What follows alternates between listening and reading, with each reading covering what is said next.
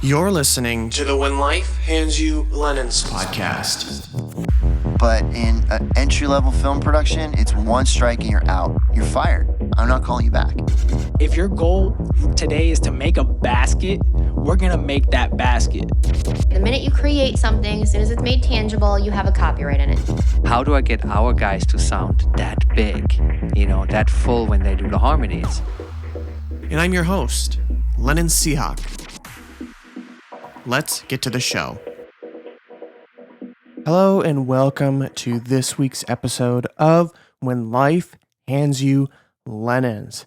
This week's episode features multifaceted, multi-talented Justin Paul. Now, Justin, like I said, wears many hats. He's a multi-talented, multifaceted entrepreneur who has had many jobs over his career.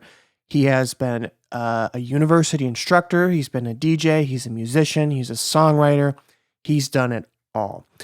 And he is also the business partner of David Franz of the Underground Sun record label. And David was on the show a few weeks ago, and that was a great conversation. So this is David's business partner, and we talk about all kinds of things. We talk about the importance of having a story in your music. We talk about how you can market your music. We talk about where Justin's upbringing came from and how he gets his roots and his musical inspiration. And we talk about him being an instructor and what it's like being a teacher and some of the things that he implements in his courses so that he can help his students succeed further on into their careers. But this is a really good conversation. It was really genuine. Justin shared a lot of information. He gave a lot of history and has shared a lot of things that he's learned over the years. We also talk about the difference in the music business and how it's kind of evolved in music industry, how it's evolved over the last 15, 20 years of his career. So we get into that and a bunch of other things. And I'll let Justin tell his story because he does a much better job at it than I do. But before we jump into the episode, I want to remind you to please sign up to my mailing list as it helps me notify you when new episodes like this are live. You can do that via the link in the show notes, or you can sign up on my website. I would also appreciate it if you would give me a follow on Instagram. I'm posting some daily musings and my life there as well. So if you care to keep up with me there, you can reach out. And I want to hear from you on Instagram. I'm pretty active on there. So reach out if you have any suggestions for the show or potential guests. If you or somebody you know would be a good guest for the show, please fill out the guest request form. That is in the show notes as well. And lastly, I would also appreciate a 5-star rating and review on Apple Podcasts because it helps the show get boosted in Apple's algorithms, or leave a review anywhere you deem fit. Anywhere you listen to podcasts, please leave a review. I would really appreciate it. So without further ado, let's dive into my conversation with the amazingly talented Justin Paul. First of all, how are you doing? How's your 2021 going? I'm doing well, thanks. Yeah, I feel pretty blessed and definitely looking forward to 2021. Hopefully it will not be a repeat of 2020. Yeah, I hope so. 2020 was rough for, I think, a lot of people. But yeah, new year. Hopefully we're off to a good start. Where are you coming to me from? I'm actually coming to you from Los Angeles in the Marina Del Rey neighborhood. Oh, okay. I'm up in the Burbank area. So okay. We're kind of polar opposite, but not too far from each other. So yeah. Cool. So I was doing a little research on you. I have a few questions for you, but just give us a very brief overview of who you are, because I know you have a very extensive and successful career. So just give us kind of a brief synopsis on who you are, so we have kind of a grounding. Got it. Well, music is my life. I mean, I've really been involved in music since I was a young child. And, DJing has definitely always been a constant for me. And then evolving to being a record producer. But in addition to that, also being an educator.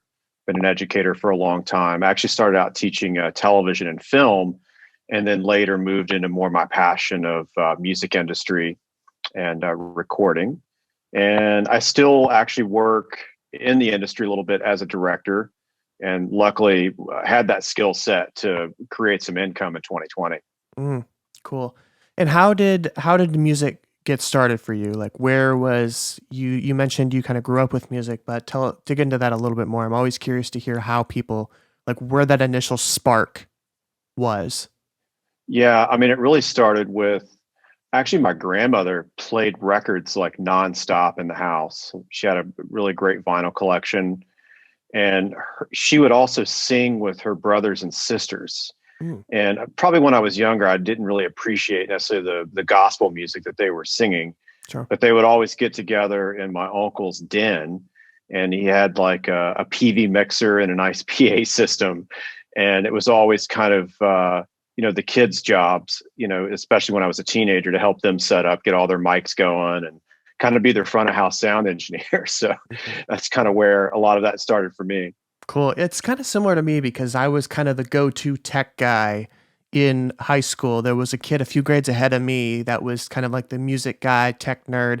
And then when he graduated, they were kind of like, well, who's going to do it now? And then I was kind of in theater and I worked the sound. So whenever they would be setting up some kind of event in the gymnasium or something, and they were having issues with the PA system, like a little talent show or something, Lennon, can you go down to the gym, please? They have, a tech issue that they need some help with. So, and that kind of sparked my interest, but I've grown up, with music as well. My dad has a vinyl collection. He was on the podcast a few years ago, actually talking about vinyl, and grew up in a musical family as well. So I definitely empathize and know where you're coming from for that. It's so interesting to hear how everybody gets sparks from the childhood and it really just carries on, and how some people are so grown into music that they make a career of it. I think that's so cool. Yeah, I mean, I remember just like being really at awe with some of the artwork of the records too. Just like, Sure. I have a vision right now of like as a child pulling records off the shelf and opening them up, looking at the artwork, reading the liner notes, trying to figure out what some of the acronyms meant. I didn't quite know what, say, BMI or ASCAP meant at that time. But I was just always very curious about who wrote the songs and what the story was behind them. But I've just always loved like great packaging, great artwork, the feel of vinyl. I was very fortunate to have a cousin who kind of became my big brother, Steve Waller, and he was a DJ. And I still remember the moment when I was like 14 and I went into his bedroom at my uncle's house, and it was just like this moment where he just had literally vinyl all the way around the room, and he had these massive speakers. And he had one Technics SL1200 turntable, and he had another mismatched turntable. Later, he had matching 1200s. But I just remember he had every record I ever wanted to listen to. And I would just hang out with him for hours. It was kind of, I would like literally wait for every weekend to go with my grandmother to my uncle's house just so that I could hang out with my cousin and listen to records. Sure. Yeah. With my dad's vinyl collection, and I would go downstairs and listen to music. I'd plug in my phone and listen to music, or I'd even find some records that he had that I really liked. I know I really liked Petula Clark's Downtown. There's quite a few other ones that I can't think of the names of them right now, but I'll know them when I hear them. But I used to pull from the records and listen to, and I'm still not off the hook because I took one record off the shelf. I believe it was Pat Benatar's, her biggest one. Drawing a blank on it. Hit Me With Your Best Shot. We took it out because he's got everything organized, and we took it off the shelf, my brother and I, and we listened to it, and we didn't put it back in the right spot. And he's to this, I mean, he's got like 60,000 records, and to this day, he still hasn't found where we put it.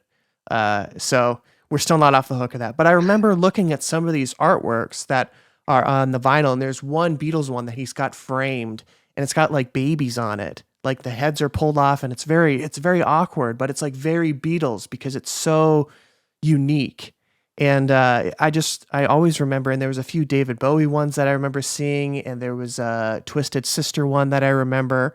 A lot of interesting how the artwork kind of comes together with the music, and you listen to the music, and it's like I'm looking at the album art as I'm listening to the record. I'm like, okay, I'm kind of piecing this story in my head, and it's very interesting how that comes together. Yeah, absolutely. As you're telling me that story, I started thinking about like when I started DJing with my cousin Steve, clearly we would bring, hundreds of records with us to the gig. And even like kind of under low light, like kind of in the dark, I could just see a little piece of the spine of the record, and I knew what it was. You know, as you're scanning, you know, for that next record to play, you got the dance floor going, and clearly you want to build the energy and keep it going. And I just remember just being able to scan through those records, you know, in a record bag, and just be able to see just a little piece of the spine and know what it was and pull it out in the dark and cue it up and beat match it in. Wow. It's So what were some of the records that you always pulled and that you knew could get the crowd going? Well, it would depend on the audience, but clearly a lot of funk and soul. I remember you know, we were playing a lot of funk and disco and some of the early hip hop stuff. You know, clearly the, you know, Rapper's Delight, the Sugar Hill Gang, Grandmaster Flash, a lot of those records, a lot of the Michael Jackson stuff too, classic. Of course. I mean, there's a lot of the classic stuff, you know, kind of looking back on it. And then, you know, he really got me in the quest for import vinyl. And I remember when he got the, I don't know if you've ever heard of a record called S Express. It's a late 80s record. He's about 7 years older than me. So, but he would get these import records in, and it was kind of like the early days of house music. And I remember that record a lot, even though the crowd had no idea what the song was. We could beat match it in perfectly and kind of trick them into dancing into songs that they didn't know. And, you know, of course, you know, the Gap Band, You Dropped a Bomb on Me. That was always a big one that got the crowd fired up. I mean, he was older than me, and that crowd was a lot older than me. So it was kind of interesting. I clearly had my own tastes of music, but I was clearly kind of tapped into what the generation before me was listening to as well. That's so important to be able to tune in, because like even now I don't listen to hardly anything on the radio anymore. I don't know what's hot really. I don't listen to a lot of pop. I listen to a lot of electronic music, and I get a lot of very underground stuff. Like an artist that maybe has 1,000 followers on SoundCloud or Instagram is one of my favorite artists. Like those are the types of people that I want to support and help grow, because those are the future. And like, we don't need any more Ed Sheeran's, Taylor Swift. Like they're clearly paying their bills and they're doing just fine. It's these underground people that I really want to support and show my support for. So tell us, do you think that music is valued differently now than what it was, you know, 20, 30 years ago when you were DJing, or 15 years ago even, because everything's so streaming, digital, and it's like you spend tens, hundreds of thousands of dollars on a song and it gets compressed down to a 99-cent MP3. Yeah. I mean, it's really interesting to kind of see the evolution of, you know, artists and labels making money from recorded music sales. Yeah. I feel like there was kind of a 50-year window, what I like to consider the golden age of music, when, you know, people bought vinyl and then later tapes and CDs. But yeah, the relationship with music as far as a monetary thing is very different now. I believe the music is just a marketing tool to get you that gig. And then hopefully you're able to build a brand and then you can sell merchandise. But now music is more about selling an experience than it used to be. You know, I grew up in Ohio and then later in a college town called Huntington, West Virginia. And we were actually really blessed with a lot of record stores. It's kind of amazing, as I was thinking about our interview today, you know, just all the different record stores that we could go to, and we would crate dig and we would find records from artists that we didn't really know who they were. And, you know, clearly you could listen to them in the stores, not all stores, but some stores, if they trusted you, they would let you listen. But it's just so different now, because artists back then that maybe didn't tour as much, they could actually make, you know, some kind of a living from recorded music sales. Now I can text you a song and that artist might make 1/10 of a penny, right? If you listen to it all the way through. So clearly it's completely changed. I'm not saying it's a bad thing, because in some ways now that artist, you know, in that bedroom like me in Ohio, can get discovered maybe faster than before, because of the ability to email or text a song, you know, or put it up on Instagram or something, versus kind of the old way where you had a set of companies, that kind of controlled the distribution, the recording and the pressing of records. But also at the same time, it's really kind of crowded the marketplace. Depending on what statistics you're looking at, there's anywhere from 20 to 40,000 songs a day that's released on streaming. And I remember being part of a record pool and even working at my college radio station, reporting to Billboard and the college charts. And there's just no way that we would have the bandwidth now to be able to go through all those records. Now that, the digital promos that come in, I mean, you could spend a lifetime just trying to listen to all the promos that come through. It's pretty crazy, actually.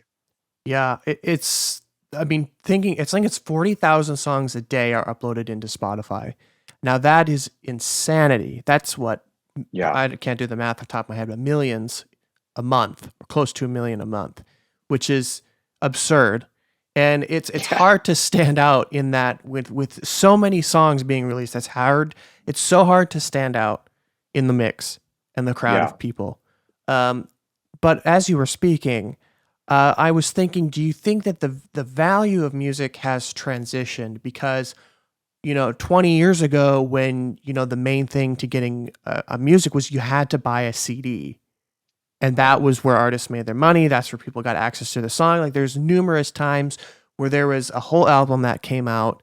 One of them was Cascada's Every Time We Touch, probably my favorite album of all time, came out. I only wanted the one song because it was, the only one that they played on the radio. But then I ended up getting the whole CD and ended up loving the whole CD.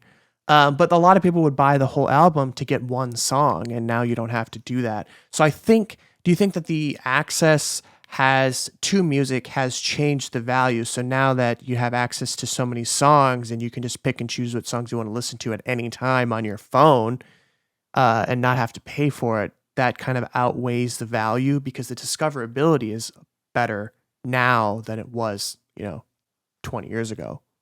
Right. Well, to kind of take a step back, I think what happened is, especially in the late 90s and the early 2000s, especially when it came to pop CDs, the record labels were kind of, well, let's just be honest, they were charging too much. I mean, $20 for a CD with one good song, right? Right. So you kind of had a convergence of things that were happening. You had Napster, LimeWire, file sharing, and then you also had the major labels just putting like really one, maybe we'll be generous and say 2 good songs on a CD, and then selling in that for a pretty high price point. So they kind of really hurt themselves by not embracing the future and then not really giving us full albums. Like, clearly I can think of a lot of albums that, my older cousin had that almost every song on the record was really good. And then we got to that point where, like you said, it was just kind of the one song that, you would get when you'd buy the whole CD. Now, to kind of fast forward to where we are in the streaming age, like I said, I really feel that the music is just a marketing tool to touring, to playing shows, to building a brand, to selling merchandise. I believe that millennials and Gen Z, unless they collect vinyl, and they maybe follow a band in Silver Lake that's pressing a 7-inch record, they don't really see the value in owning music. I think that it's all in the cloud to a lot of the younger generation, especially people that are just what I would call mainstream listeners who aren't necessarily record collectors. There's definitely a delineation between somebody who collects vinyl, right, and physical music products, versus I'm just going to pay a subscription and it's a la carte, whatever I want to listen to. So I think that the music, once again, is really just a marketing tool now. There still clearly is revenue potential if you happen to have a good network of music supervisors. I would recommend all artists, before they release their song, to try to get that song to a music supervisor, hopefully for a big ad campaign or a feature film or a TV show, to try to help build some momentum before you do release that song. And that way you can at least get some sync income going, and then clearly, hopefully, build a little hype, which then you can repackage and either you are your own agent, or maybe you you actually can sell enough tickets to where you have an agent where it's worth their 10% in the state of California, and they can get you those gigs. And clearly we're talking about post-COVID right now, pre and post-COVID. But yeah, the music really is just a marketing tool now. And I think that we just kind of have to embrace that, unless you're going to make some type of limited edition collector's item, which I've definitely been giving that a lot of consideration of what I might do in the future when I start playing live again and can connect with people in person, to actually have some type of a physical product that's limited edition to offer them. So dig into that a little bit more on what you mean by as a marketing tool, like building it to sell merch. Like, what does that process look like? Well, let's kind of look at DJ culture first, because that's Sure. what I know best. Sure. So clearly, like, DJs tend to, especially with SoundCloud, a lot of times they tend to remix a popular song and upload it for free and hope that it doesn't get taken down for copyright infringement. And I would say over at least the past 10 years, a lot of DJs have kind of built a name off of their remixes, their production work. So that is one case study example of the song or the music being a marketing tool, right? So now if we look at, say, an indie band or a pop artist, it's the same kind of thing. That particular song, hopefully it's going to catch fire. And then ultimately that song leads the way to creating new fans and followers. And hopefully they become interested in your story. And then later when you announce your tour, hopefully they're going to want to purchase that ticket and come and see you live. And then hopefully you give an amazing performance and you'd really touch their lives through the music. And then maybe they want to buy a piece of merchandise at the show. So that's kind of what I mean by the music itself being a marketing tool. There's a book that I read years ago. I think it's from Chris Anderson, who used to be with Wired Magazine. I think it was called The Free, and it was basically about a freemium model. And he talked about how, for example, in medieval times or in olden times, biblical times, you would go to the market and people would bring their fruit, for example, their vegetables to the market, and they would let you try a little taste for free. And then if you liked it, then you would maybe buy a pound or two of it. And I think we see a freemium business model in the music industry now, and probably for the foreseeable future. I mean, Gmail is a freemium model. We'll give you a free Gmail account. After you use up your 15 gigs, you got to pay. And I think that music is kind of fallen into that freemium model, where kind of right before streaming took off, part of the trend was to drive traffic to your website, hopefully collect their email address in exchange for a free download. Now, I don't even know if people have the patience for that, because they want that instant gratification. So I'm not even sure that people are willing to put their email address in to get that free MP3 download anymore. But yeah, I guess in summary, I would say that, yeah, music has become a freemium business model, and the song, which, the music business is a business of songs at the end of the day, especially if you write the song and you own the publishing. That's the most valuable copyright itself.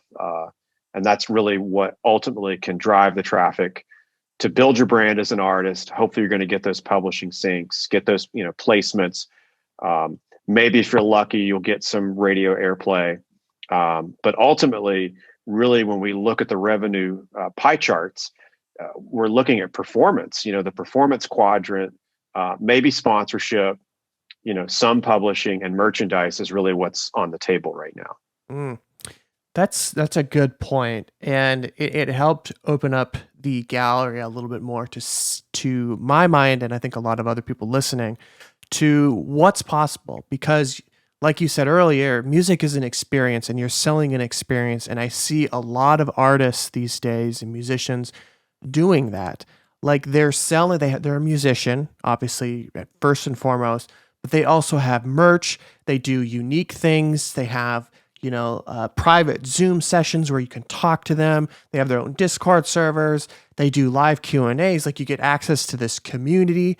And then, pre and post COVID, you'll get access to, concerts or like meetups and things like that. Like there's so many things that, music is being used as like the start of the funnel to then, sell people on memberships for communities, merchandise. Some artists are starting like OnlyFans where they're doing like sex work, but they're not using sex work, but they're just using that OnlyFans platform to have Q&As because it works best for them.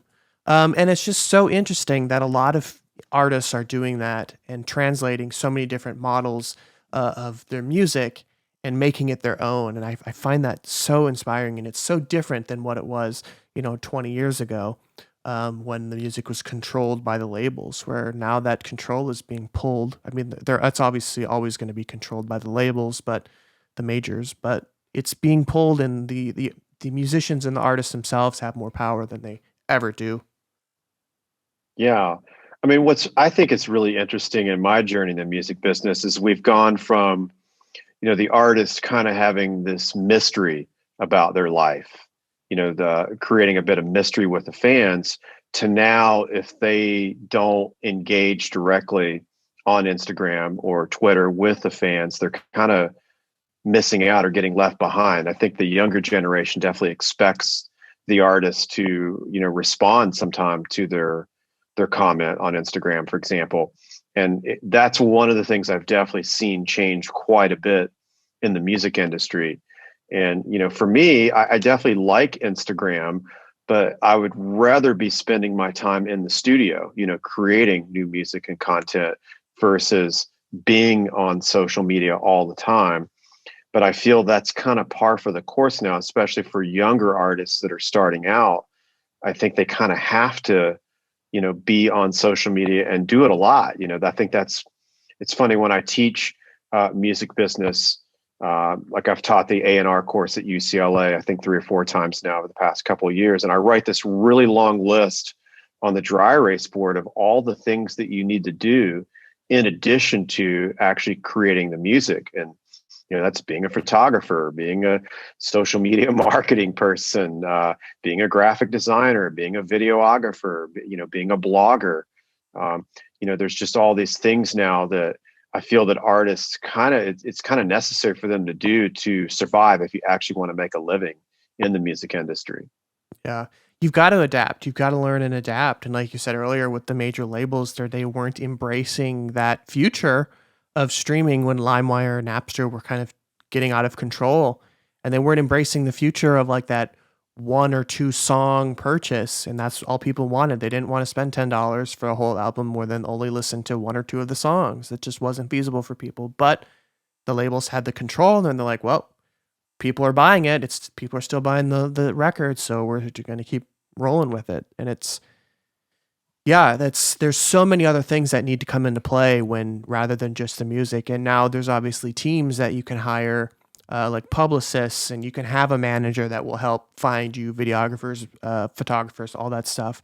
But it's still important for you to make it natural as an artist, to interact on Instagram, start a TikTok, create YouTube videos, post tweets, etc., because that's part of the experience that people are getting. Like typically when I find a new artist that I like, I'll follow them on Instagram and Twitter, see what they're up to, what kind of content are they posting? Are they posting in the studio stuff? If they're posting in the studio stuff, because I do music myself and I write music electronically. So I'm like, what are they doing in the studio? Can I ask questions? Do they have upcoming Q&As? Like it's that funnel. It's that whole thing of like getting that experience and getting people into that and being able to interact with all that stuff. Yeah, absolutely. I think that, like never before, we're able to get a glimpse into people's studio process. Whereas with a lot of the classic artists, it was kind of a mystery unless you're able to later see some type of a documentary. I notice now on Netflix, there's different documentaries now where they'll kind of break down all the stems, for some of the classic records. And then, hopefully they still have the tapes and are able to still have some of those old 24 track tape systems and boards working where they can bring it up. And now it's just super easy and common for an artist just to be in the studio and throw up their phone and get on Zoom or Instagram Live and kind of talk about, here's this step sequencer in the new push 2 or, hopefully push 3 one day, that we can take a look at together. And, what do you guys think? That's the other thing that's really interesting that artists now can kind of get real-time feedback on their Yes. cover art and where they are in the process of their song. That's something that's very different, in 2021 with music production versus say 20 years ago. Most artists would hold things really close to them and not reveal where they were, in the process. And now I think they kind of use it now to create content to market themselves on social media. Mm-hmm. I mean, at the end of the day, if your fans aren't going to like the music, to an extent, it determines as to whether you want to release it. Now, of course, don't ever, if you put a song or a little teaser out and people don't I don't like it. If it means something to you, then by all means release it, because at the end of the day, it's your music. But it's nice to get that feedback as to like, oh yeah, I never thought of doing this. Or somebody says, oh, the kick drum, I don't like that. Let's try something else. And it opens up those possibilities that, when you're in a song and you've been working on it for 8 hours straight, 10 hours straight, you get totally lost in it and you just start to forget things. As things, you get tunnel vision. And it's nice to get that feedback. And that's super cool to have that instant feedback. And you can do live listens now. You can have your whole album. Hey guys, I'm on Patreon. If you're a subscriber on Patreon, it's $5. I'm going to do a live listen to my album that comes out in 2 weeks. Let's jump on and let's do it. And you can have like a little community bonding time as you listen to your album and get feedback, like part of the experience again. It's all super cool. Yeah, absolutely. So you talked, you're a producer, and after you got signed to 5-6 Recordings, you learned how to produce records. And what was that like? And what are you producing in now? Yeah, I mean, I was really fortunate. I've been fortunate to kind of be at the right place at the right time in my life several times. And I kind of believe there's a quote, I'm going to kind of paraphrase, that basically the prepared mind equals luck. So I was very fortunate when I moved to Philadelphia. Within a matter of months, I met a legendary DJ producer by the name of King Britt. And he had just released his record under a moniker called Silk 130. And that was under Sony Columbia Roughhouse. And, King was working on his follow-up record, the King Britt Presents Silk 130. And he had the opportunity to work with his legends. And I was kind of like his unofficial intern at that time. It's kind of funny. I was the only one that had a driver's license in the crew. So I would drive King and Dazia Blakey, who's Art Blakey's nephew, legendary jazz drummer. So King and Dazia were kind of this dynamic duo. And I would like drive them to their DJ gigs in New York and DC and, sometimes get to open. But King was really gracious to let me come and just kind of be a fly on the wall in the studio. And I still remember the day that he didn't even tell me who we were going to meet up with. We was like, hey, we're going to go have lunch and meet up with one of the singers. And it turned out it was Martin Fry from ABC. And, Martin was just such an icon from the 80s, especially during the MTV music video era. I don't know if I'm sure your dad has some ABC records in his collection. And then, I would get to go in the studio and watch how King would kind of almost like instead of Ron Howard directing a film, it was King, directing, Martin Fry in the studio of how he wanted to cut and lay this vocal track. And then, the list of legends kind of goes on. Next, it was, Kathy Sledge from Sister Sledge, and then, Grover Washington Jr. and just all these kind of icons, that were heroes to him.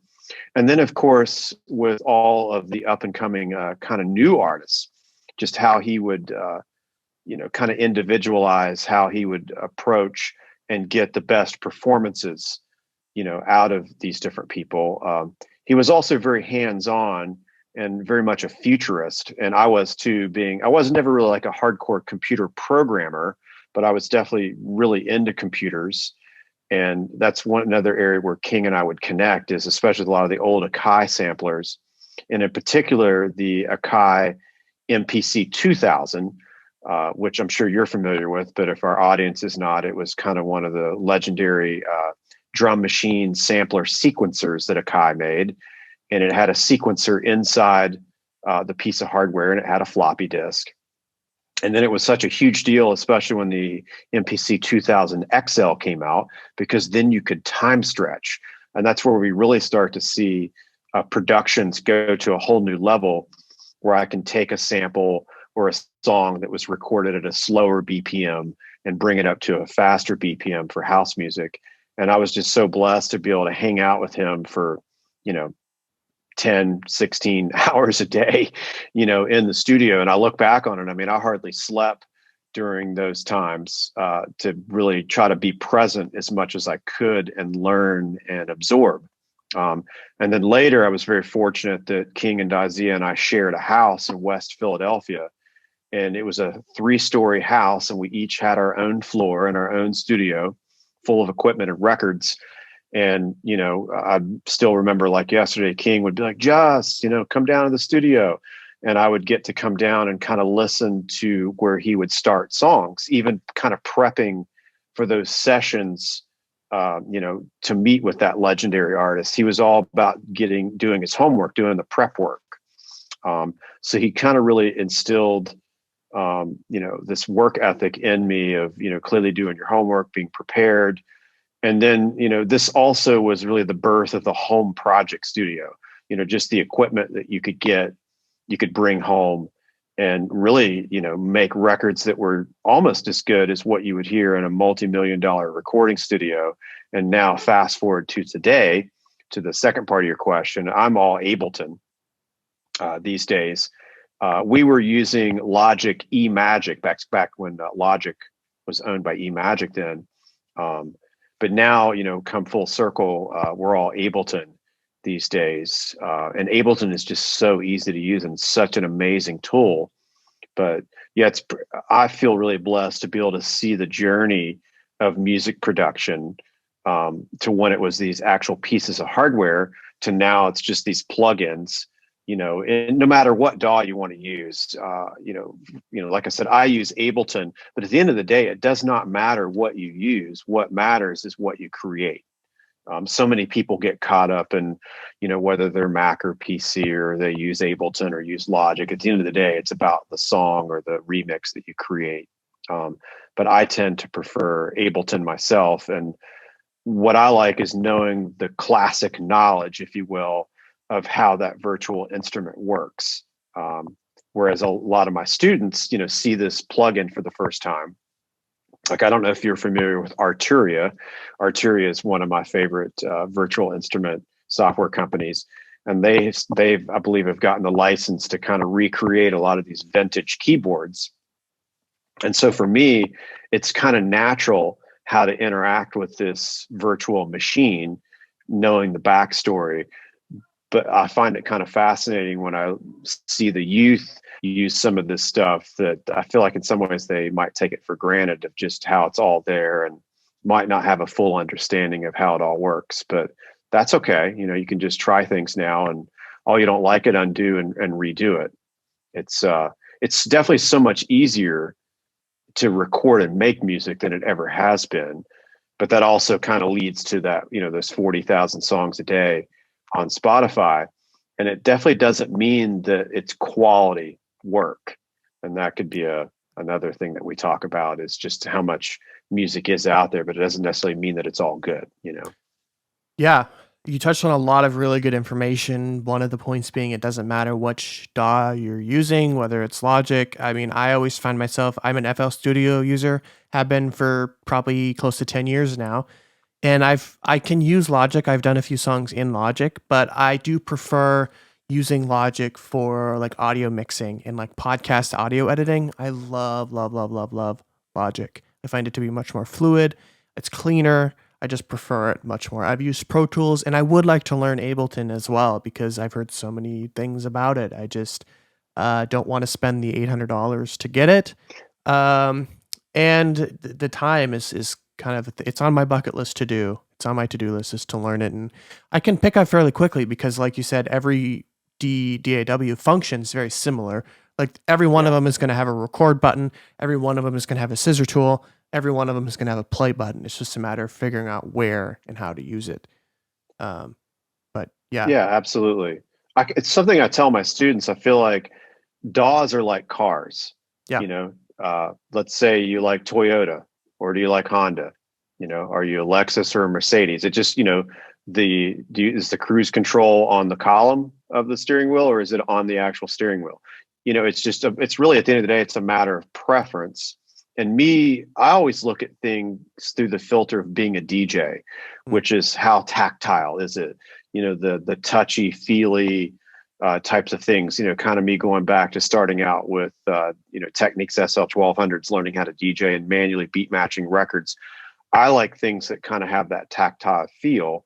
So, you know, I think that, like you said, FL Studio, Logic, Ableton, Pro Tools, you know, they're all very similar. It's just more about personal preference. Absolutely. Absolutely. And there's been a few times where I'm like, I'm going to write a song in Ableton, and I open up Ableton and I've got something going, and I'm like, I don't know how to do this, but I need to get this out. So then I have to jump over to FL Studio to get the idea out and flush it out. But that's I'm sure happens even in regular, like even in FL Studio, I get something out and I just can't get it out fast enough. We need to like queue up Elon Musk or something where he can have something where we can just record music in our brains and have it translated into something totally like feasible. I don't know. I'm sure it's coming eventually, but it's $1 million I'd say idea. so. Yeah. Well, you touched on something there, being able to kind of see it and hear it in your mind. And I feel that, at least for myself, when I hear a song or hear most of it in my head already, that's when I'm actually the most successful in the studio, because I kind of hear it in my head. Then I go in and do everything I can to take what's in there and, you know, push it through the DAW. It clearly, you know, doodling in the studio could be a lot of fun as well. Absolutely. But I tend to now like to kind of have my idea and be somewhat disciplined about, like, okay, I'm going to take this 2 hours and be really efficient with it, you know, because as you know, we can get lost in plugins for hours upon hours, which is good to learn. But then I think it keeps you from your goal of actually finishing, you know, a song. You know, as Steve Jobs used to say, you know, we have to ship. Or, you know, some thought leader talked about, you know, real artists ship. And I see that happen with a lot of my friends, is they'll, you know, kind of going back to social media and trying to create content. I'm in the studio today. And then you'll see all these studio people in the studio, but you never hear any finished product. But I think the power of visualization and being able to hear something in your mind is really important. Mm-hmm. And I like that, you know, we have access to so many plugins that you can recreate some of the most iconic compressors, gates, EQs, and then buy them for $50. Whereas the actual piece of hardware, like I think of the Teletronics compressor, I think it's the LA2A compressor. Yeah. Tektronix, I don't remember the exact name, Teletronics. It's like a $10,000 piece of hardware, but you can get, Logic has a built-in plugin for it that's like an emulation of it. And then of course you can buy other emulations for like $50. And it's just so crazy, and how, you know, everybody and their mother can write music, and they do. And that's like where it comes back to saturation, where, you know, I mean, you can download GarageBand on your phone and start recording yourself singing, and then punch in some few beats, and then you can have a song. And it comes back to the quality. Like, just because it's your first song and you've spent 30 minutes in GarageBand ever, does that mean you should release it? Maybe, if you feel like it, but don't expect to land a blockbuster film. Sure. So, yeah, I think that you touched on something I think that's important for maybe listeners to understand, is you want to be careful sending demos, you know, out to music supervisors and A&R people.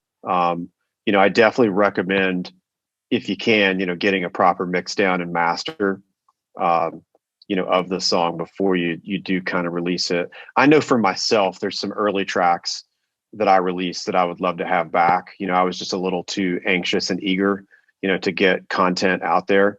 Sometimes you get a little too excited. Something that I share with my students as well. I was like, look, I'm not saying this to offend you, but the reality is, in the beginning of your music production career, you might not be that good. And you might be over ambitious, and it's probably best to sit on, that recording for a while and come back to it a few days later, and then kind of reevaluate.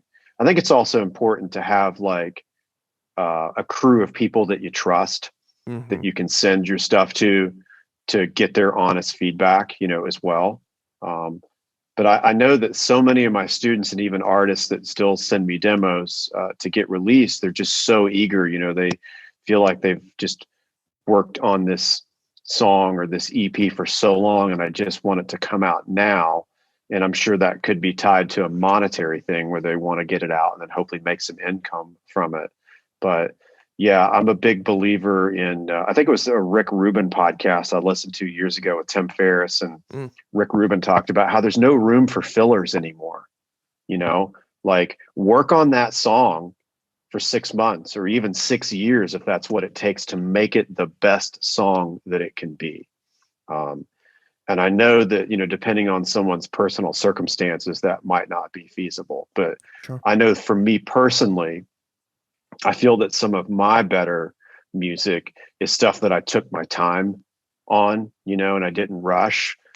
And to kind of segue from that, that's why like we hear a lot of debut albums or EPs from artists and they're so good, but then that sophomore release isn't as good because their first release, they worked on it maybe for years, right? And then they finally got signed and they released it. Then the label like wants them to get the next thing out as quick as they can. And that's typically where that sophomore release, lands flat, if you will, because they didn't work on it as long and take their time. Mm-hmm. And another thing, going back just a little bit, and this is something that I did as a younger producer, and I still get caught up doing it, but I'm aware that I do it, is when you're watching and you're learning so many things about different plugins, the DAWs, and learning from other producers and people that you envy and look up to in the production world, is that they have specific settings that they're using in various plugins, and like, oh, they're using FabFilter plugins or they're using Slate Digital plugins. I have to get those because then my mixes will sound like this artist. And then I have to tweak this on my kick drum. And there's a reason they're doing that. So if there's no magic button where you can put a master like limiter or compressor on your master and then just click the Skrillex master and it's just going to sound, you're going to sound like Skrillex. It doesn't happen like that. And we get so caught up like tweaking and like, oh, he's doing this in his mix. His ratio is 4-1. Why isn't mine? Why does mine sound different than his? It's well, there's a number of reasons for that. We get so caught up doing that, and then we get kind of crushed and debilitated, and it's kind of derailing. And it's like, you got to come back and think, why is he doing that? There's so many things in his project that are making sense and why he did that. And you just got to learn, like understand why he's doing that, why he's using a compressor, and then apply that to what you're doing. And that was the biggest thing for me when I was learning production is, what is a compressor and what does it do? It controls the peaks and the valleys and helps the quieter stuff sound louder and the louder stuff sound quieter. So then you learn what sounds and stuff need compressors, what needs a limiter, what needs EQ, and you don't overdo it. So then you know how to do that within your mix. And that makes you a better producer rather than trying to just replicate what Skrillex or whoever is doing in their DAW. And another thing that you said going back was you have people your students sending you so many mixes and stuff and they want their stuff now. Well, we were talking earlier about promotion and the marketing. Well, if you release it tomorrow, how are you going to promote it? Did you think about how you're going to promote it? Do you have an Instagram strategy? What are you going to do to promote that track? So yeah. I don't think a track should come out any sooner than at least 6 weeks, because then you can pitch to Spotify editors for potential Spotify editorial. And that gives you plenty of time to plan, to potentially build some press up, build interviews, come up with a release strategy, all that type of stuff. Because a release strategy in and of itself is a whole thing in marketing. And then you've got, the interviews that you want. Do you want to have a press company come in and help you do that? Who do you want to interview with? Maybe who do you want to remix? Like there's so many things that come in. And it's not just releasing your song on Spotify and then sharing it, to Facebook. There's so much more that needs to go into it than just that quick, I want it released now. Music is an art. Treat it like it. You're an artist. Treat yourself like an artist. You deserve that time to really get your art in front of people. Absolutely. Yeah. I mean, I think that this whole like, and I've tried to be kind, if you will, to some of my students that'll do I was just thinking back about a few years ago, a couple of my students would post on like Facebook, just drop my new track, check it, and I'm just thinking to myself, well, why should I? Yeah. Right. Like, what's the story behind it? Like, Yes. they're just, I think that because of the way technology is now, I mean, I'm guilty of the instant gratification too. So I definitely We don't all want are. to just We're in that world. point the finger at other people. But I think that unfortunately, we're in this age where I want it now. And it's the same thing with releasing my song. And I think that, a lot of artists out there need to really ask themselves, what's your motivation to be an artist? Is it because you have a story that you want to tell? Is there something you want to share with the world? Or are you doing it to try to be famous? And that's something I kind of talk to my students about on day one. It's like, what's your motivation to do this? And after you've worked on it for 6 months to a couple of years, if things don't go your way, or you just going to give up because you didn't, become a social media star or a big rock star, are you in this for life, or is this just something you're doing to try to get more likes and comments? And, I think that kind of, to some people that might offend them, but it's, you kind of really do. You have to know yourself and figure out what your motivations are. And, maybe somebody who's really young doesn't have the life experience to understand that, but it's a real thing that every artist really needs to almost monthly have that conversation with yourself of what is your motivation behind this? What is the story that you want to tell? Are you looking to bring joy to people's lives, or is this just to kind of stroke your ego and, do ego surfing, then type your name into Google and, see what kind of stories you're getting about your music? Very valid point. A lot of soul searching goes into this. It's the same with if you going up when people post their stuff on Facebook. It just dropped a new SoundCloud, just dropped a new EP. Check it. Why? What if somebody came up to you when you're going into Target and they say, "Hey, sign this. We need this now." Like it's very off-putting. And there's like, why should I sign this? What's the story behind it? Like, what am I signing to? That type of thing. What am I supporting? And that story, I've talked as a music journalist as well. It's that story is very, very important to have, because what else am I going to write about? What am I going to talk about? If you just send me a link to your SoundCloud, I don't have anything to talk about. I don't know who you are. Where do you live? Where'd you grow up? What kind of music do you listen to? What's the inspiration behind this track? What's the inspiration behind your music? What's your motivation as being a musician? I need that kind of information so I can craft my story as a writer, as a journalist, to help promote you and give you the press and tell the story that deserves to be told. But if you don't give me that, then I can't help you with that. So, well, I love the fact that you want those details. I found that starting with a lot of the blogs, that they would just literally take the press release and maybe change a few words and just publish it. So I love the fact that you want to dig like that. I think that let's talk about music journalism for a second, if you don't mind. Sure. I think that in some ways is becoming a lost art. I remember it's been a few years ago, but there was like a music blog that literally, I think it was like the new Guns N' Roses record came out, and they literally, I'm going to paraphrase, but a few sentences really came down to, "I like their new record. I think you would too. Check it out." And that was supposed to be a piece of journalism.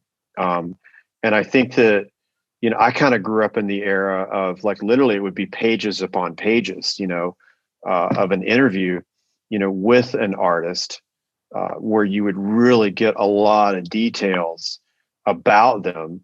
And I feel that music journalism is maybe taken a hit because, once again, it's just like the music thing, because everybody can have a MacBook Pro or a Surface tablet, or get a cheap computer and get plugins and put out, songs every month. There's so many people now that can call themselves a music journalist, but they're not really telling a proper story about the music either. And I do find that a little bit frustrating, but I also feel that is it maybe, and this is maybe a question for you, do you think that that's tied to this whole 140 characters or less thing with Twitter, that people just don't have the patience to read a story now about an artist?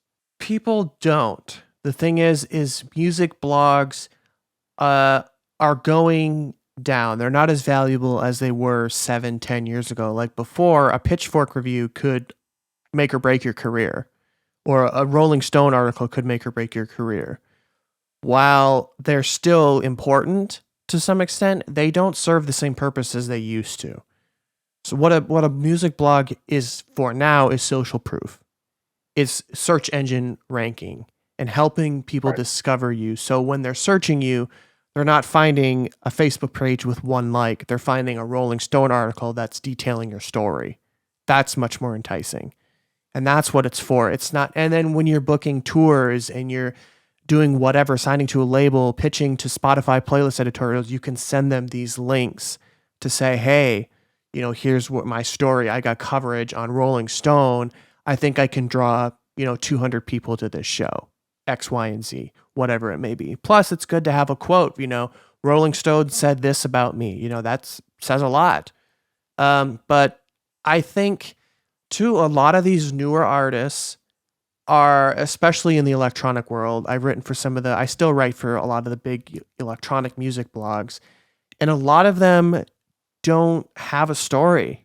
They're really talented. They're really good at manipulating sound, and it's like heavy dubstep music where they're just clashing sounds, and it's like, I love it. It's craziness, but it sounds cool, and I'll listen to it. But if you want me to write about it, they don't have a story because they haven't thought about it, where he's like, oh, I'm not that interesting of a person. Well, then make something up. Come up with some kind of story that you can tell. Because, your music's good, but I want to know more about it. I want to know more. Yeah. I mean, I feel that's I know for myself, some of the mystery and the mystique behind certain artists is what made me want to dig more into their catalog. Yeah. In some ways as well. They're, being fascinated about their backstory and, how they got to where they are. But that also could be a generational thing too when it comes to music. Some people might just, like the song and not necessarily care about the story itself. Do you feel that, and this is something I talk about with my music business students a lot, do you feel that being on a Spotify featured playlist is more important than being in Rolling Stone magazine? I think revenue-wise, yes. I think a Spotify stream, people are listening to your Spotify music, you're going to get paid for that, whereas you're not going to get paid for somebody that reads your article unless that's converting. It might draw revenue for Rolling Stone because they're getting paid in ad revenue based on the impressions and things, but not for you. I don't think it should be a goal for being in a Spotify editorial playlist. Sure, it can help, but that's a quick spike, and then it goes down because a lot of those playlists are algorithmic and they're placing you based on how you're performing, and it's a whole mathematical equation that Spotify has. But yeah, I think getting placed in a Spotify placement in a playlist is going to be much more monetarily valuable.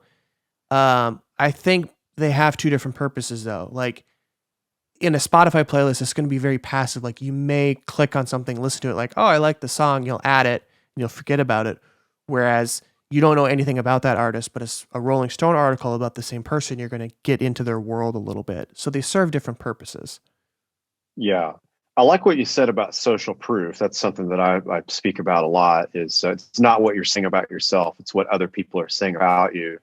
And I think that kind of goes back to the, I just dropped my record, check it, on social media, versus, if Pitchfork or Rolling Stone or insert your favorite music magazine post about it, or it's featured on KCRW. That happens to be something that I really look to, is what KCRW might post or talk about. I think it clearly can hold more weight when you do get that write-up, gives you that social proof, can help build your artist brand. And like you said, you can take those press clippings and you as your PR person, or if you're fortunate enough to have PR, they can take that and then use that to pitch you and kind of move you up the press ladder, so to speak. Mm-hmm. And it's validating as an artist to be covered and have somebody else talking about you and sharing your story with their audience. Like that's liberating. That's exciting to be able to have somebody else excited about your project enough where they'll actually spend a half hour of their time writing about you and researching you and listening to your music. Like Mm-hmm. that takes that's all that means a lot. And there's been times where I've written thousands of articles on different artists, and I've interviewed 10, 20, 30, 40, 50 big artists over the years. And they all have a story, but there's some that just carry a passion with them. You can just tell that they wake up and they're just fueled with fire to just innovate something, whether it's a new song, whether it's talking to people, whether it's educating more people, whether it's doing a little interview like this to share their knowledge, whatever it is, they're just super passionate about their thing, their story, their craft, their music, everything that they're doing. And to me, I live for that. Like if you're excited about it, I'm going to be excited about it. If you're not going to show me that you're not excited about this, chances are you're probably not. And, a lot of the times I can differentiate the people who are set up by a PR person and they have to be here because their agent said they have to be, and they're doing just a run of interviews. They're not as excited and they're just going to be on repeat all day. But sometimes a lot of artists will book themselves and they'll reach out and they're just super excited to hear somebody say yes. That one yes that they've gotten in probably hundreds, if not thousands of rejections. That one yes, I'll write your song or I'll tweet about your song. Means a lot. Yeah, absolutely. I mean, I feel that if you don't have that burning fire inside of you and you aren't naturally excited to share your story, or kind of how we've touched on a lot of things, tonight, talking about it in the studio and press and our background, then, once again, you kind of have to do a self-analysis of why why are you doing this? What is your reasoning? I know that I'm a lifer. I tease my friends and even my wife saying, I'm going to be Grandpa Techno. It's like I'm going to, be what's the wizard in Lord of the Rings? Gandalf. I'm going to be that guy. DJing still. As long as I can, because I'm a lifer. And I feel that, to kind of take a step back, I feel that ideally you want to write music that you love and that you're proud of and that you want to listen to. I know that's kind of my ethos, if you will. Yeah. If I feel really good about the song and I love it, then I'm excited about it. And then when I put it out into the ether, I'm able to let go and not be as attached to the outcome, if you will. And something that I share with, artists that I help produce and my students is like, make sure that if you do release that song, that you really love it, because if it becomes a hit, you're going to have to play it every gig for the rest of your life. So you really need to love what you do. Mm-hmm. Absolutely. And that goes back to when you're loving music and you love it so much, if you're getting feedback and people don't like it, it doesn't matter. It's something that you're passionate about and you're proud of it because maybe you collaborated with somebody that was super special and it kind of lit this spark inside of you and you got to meet somebody new and something, there's a story behind that maybe nobody else knows. And that piece of art is valuable to you. And it doesn't matter what anybody else thinks. It's valuable to you. And that's all that matters. And there's a lot of artists, like you look at like Darude's Sandstorm. That song will be played for 40 more years. It was released back in 2001 or 1999, and it's still huge. And he's known for that song now. Like when everybody thinks of Darude, they think of Sandstorm. I mean, I love Darude. I love a lot of his other tracks that I really like, but everybody thinks of Sandstorm. And it's one of the most iconic EDM tracks probably to ever be released. Yeah. I think in terms of catalog now, clearly when I was younger, going back to, you asked me about, King Britt signing me to 5-6 recordings. At that time, I probably was a bit tunnel vision or under my microscope, if you will, of like being really attached to the outcome of the success of that song or Sure. that EP. I would say that being a wiser, older sage now, I'm looking more at that catalog, you know, and just to keep going, just keep writing songs.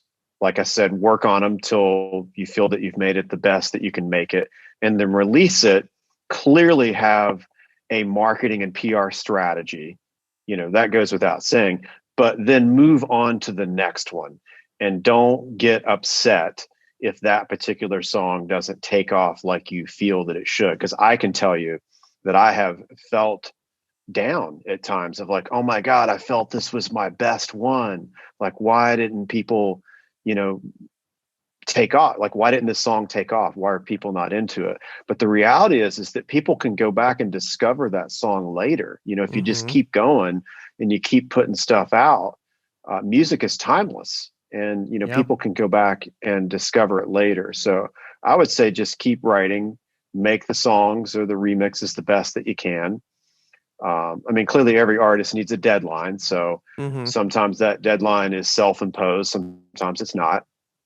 But yeah, just think more about building a catalog of music throughout your lifetime, and also don't be afraid to take a chance and write music in other genres. Something that you asked me earlier that I don't really feel that I answered was, you asked me, what have I been recording and creating lately?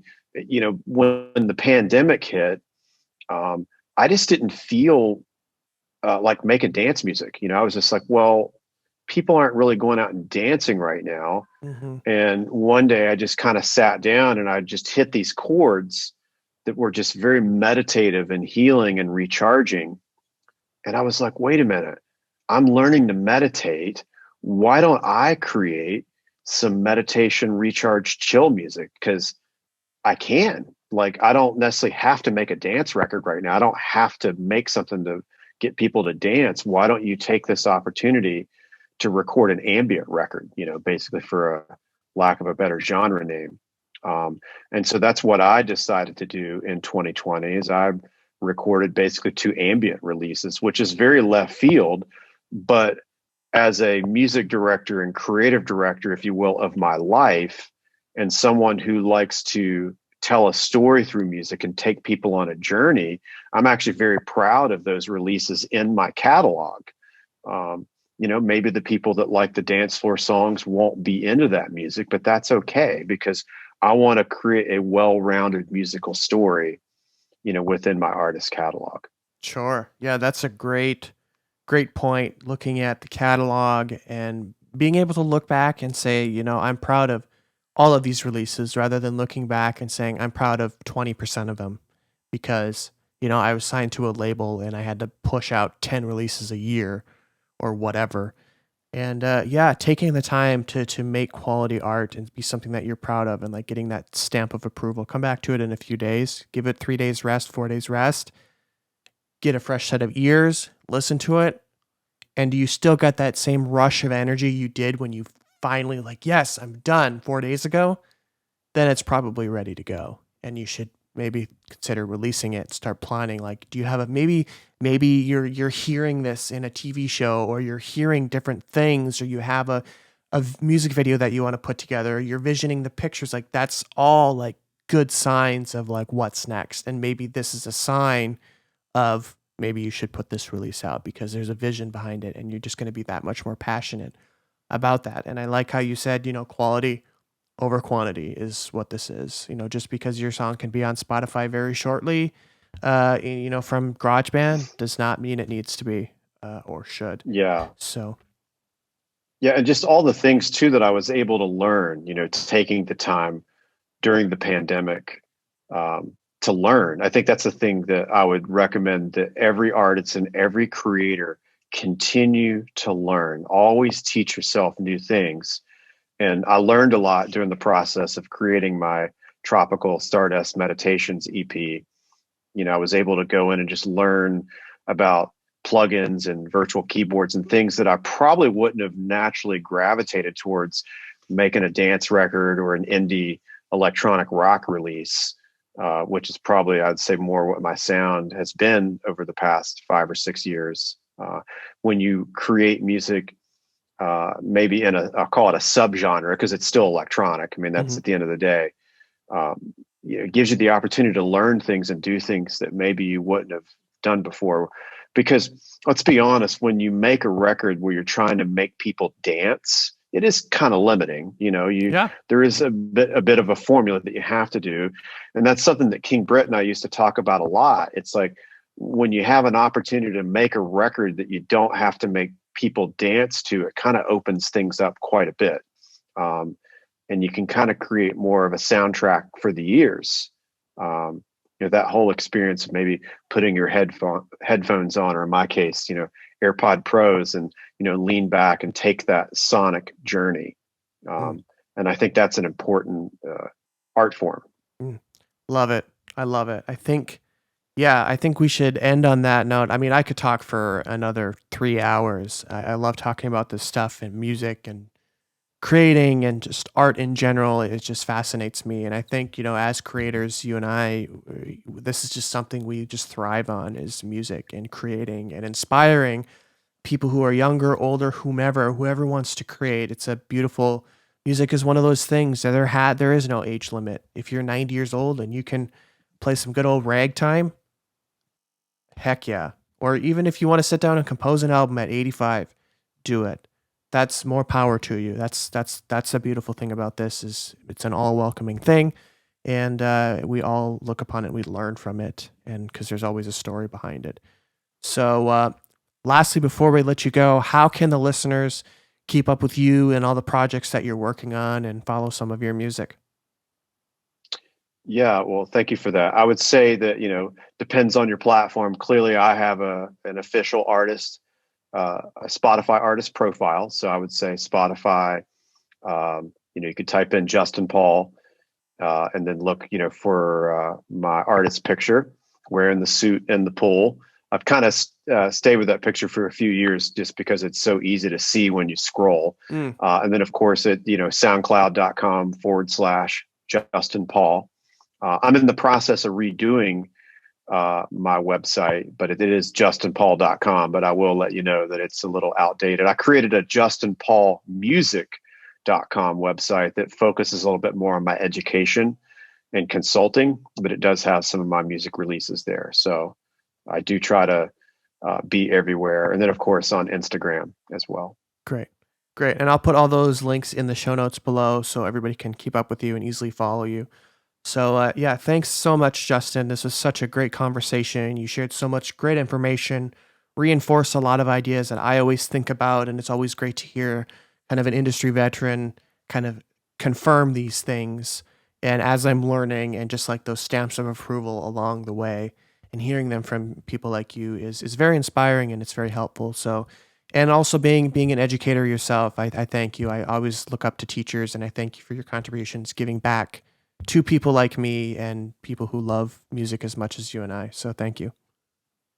Well, thank you so much for having me. I really appreciate it. You providing a platform for me to share some knowledge and have a conversation with you. I've learned some things from you too, as well. Great. During this. And I learn from my students as well. I tell them that all the time, just because I'm the teacher doesn't mean that I'm not learning from you. Absolutely. And I look forward to hearing your music. Now that we're connected, please send me some links so I check out some of your stuff. Sure, I'll send it over. I have a few things in the works. Some of it's older, but still stuff that I can look back to and I'm pretty proud of. So a lot of good stuff. Cool. Yeah, I'll definitely send some over to you. You can give it a listen. Very cool. Cool. Well, thank you, Justin. Well, thanks for having me. Yeah, you're welcome. Have a great rest of the night and stay safe out there. You too. All right. Bye-bye. Bye-bye.